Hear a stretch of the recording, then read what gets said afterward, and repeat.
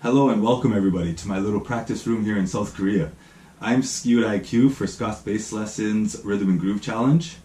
For this video today I'd like to just explain to you what is going on with this big whiteboard I have here. First of all, I love this thing. It's been with me for the past 13 months or so since I've been learning how to play bass. It's been through many different variations, from absolutely crazy to much more organized and focused with chord tones, scales, inversions, things like that.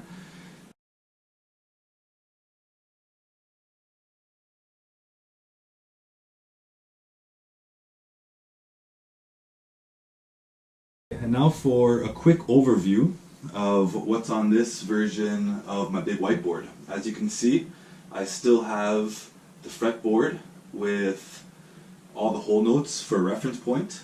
Underneath it is Ed Friedland's drum key he uses in his book Bass Grooves. I'll be using that with the G Stomper app.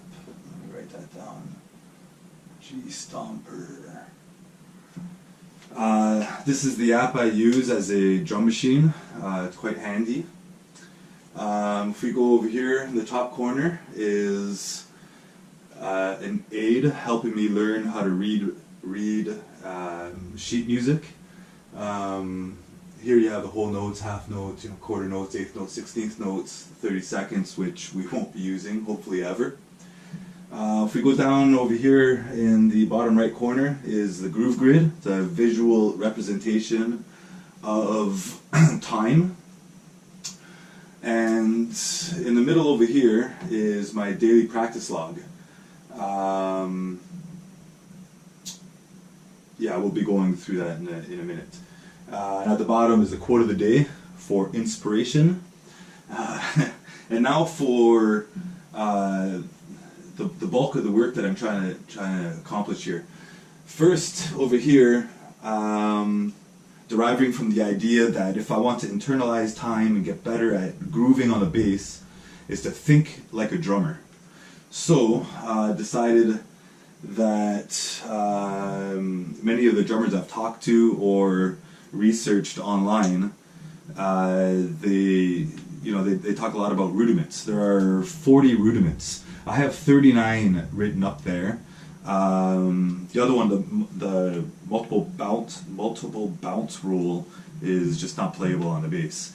We'll be doing another video on the rudiments. If you're interested, there's a few of them that I've already uploaded a week or so ago.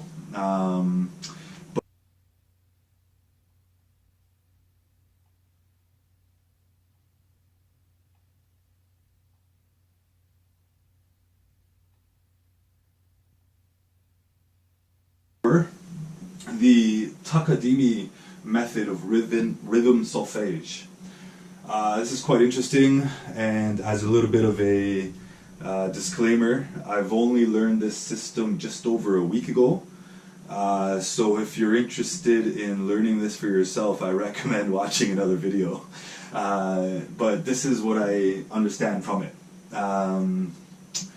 It's basically, it was derived in 1996 by Richard Hoffman, William Pelto, and John White as a way of helping people learn how to internalize or vocalize rhythm. From what I've read, there's basically two ways of vocalizing rhythm. One is by counting it, like a 1E and a 2E and a 3E and a 4E and a 1 and a 2 and a 3 and a 4. The other is by adding syllables to the different either subdivisions or different systems are a bit different. This is where Takadimi differs from other systems like the Kodali or the Konakol. Konakol is quite, I don't know, it's like insane. I don't know much about it. Again, I've watched a couple videos and it's impressive. It seems like they're counting 64ths or something like this.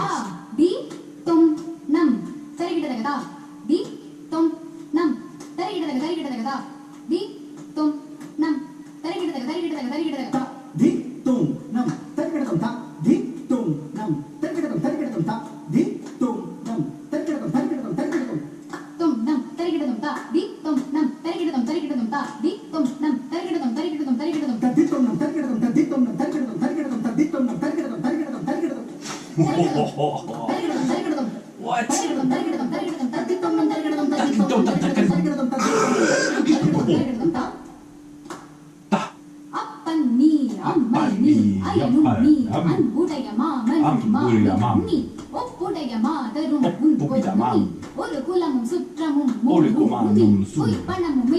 Oh, another language altogether. Good luck with this one. Yeah, I think I'll stick with the Takadimi. It's much more oriented towards a Western approach where we're not going much further than 16th notes, and it doesn't have any different syllables for the different value of a particular note. It's based strictly on the beat, on the division, and on the subdivisions. So for example here, you can see as a simple meter, simple meters like 4/4 or 3/4, the beat will always be a ta, ta, ta, ta, ta, ta, ta, ta. The division is always going to be a D, so the eighth notes, right? So like ta di, ta di, ta di, ta di, ta di. The subdivisions will be a ka and a mi, so as in one E and a two E, one ka and mi, right? So takadimi, takadimi, takadimi, takadimi, ta di, ta di, ta, ta, ta. Okay, so I've written down here just to have a look at for reference point, you know, and practice it. So here is an example of a 4/4 common rhythmic pattern. You've got 4/16 notes, so takadimi, and then followed by eighth notes, takadimi, ta di. And you've got the ta di mi, ta di, takadimi, ta di, ta di mi, ta di.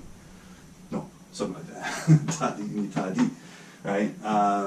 So here you can see a dotted third, it won't change the syllable that you're going to be using. I believe in the kodali it will change.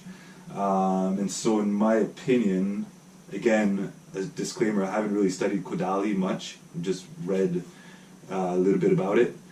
But in my opinion, this is the easiest, most logical or intuitive. I mean, I'm incredibly challenged when it comes to rhythm, so if I could understand this, I'm pretty sure anybody can. Okay, I'm still working with it, and it's like everything else, it's a work in progress. This is a level up for me, and I'll be paying more attention to that in the coming weeks. But for now, we can have a look at the beat itself. Again, it's ta. The division here, which will work with triplets, is a takida, takida, takida. Instead of like one triplet, two triplet, three, takida, takida, takida, takida. The subdivisions for that, tavakidi dama, tavakidi dama, tavakidi dama, tavakidi dama, tavakidi dama, tavakidi dama. So if we go straight back down over here, we could look at a triplet.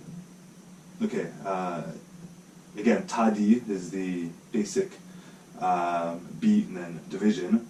Here with the triplets, takida, takadimi. Okay, we've got there so far. Now is a quintuplet, takadimi ti, takadimi ti, takadimi ti. Sextuplets, tavakidi dama, and with a septuplet, the tavakidi damati, tavakidi damati, tavakidi damati, tavakidi damati, tavakidi damati. That's about it with this overview. You know, I hope you enjoyed the video, and I'll be posting exactly how I'm going through these exercises, and hopefully we'll be able to see some progress in the next few weeks. So enjoy. Thank you.